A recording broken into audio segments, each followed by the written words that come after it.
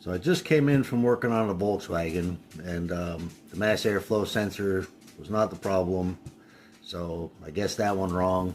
I guess it was a worthwhile guess, and but still the same.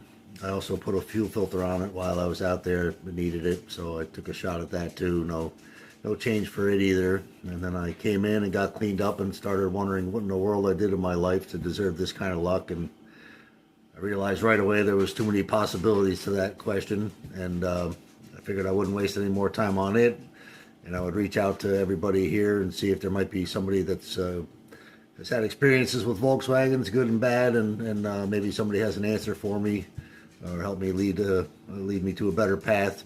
Um, I've done some reading. I guess the cam sensor can be an issue on those, and it would cause similar problems. Trouble is, there's too many things that cause those kind of troubles, and I think I'll take one more gamble, and then I'm gonna have to probably bring it to somebody with some more equipment that can scan it properly and actually come up with a proper solution, and give up on poking and hoping here.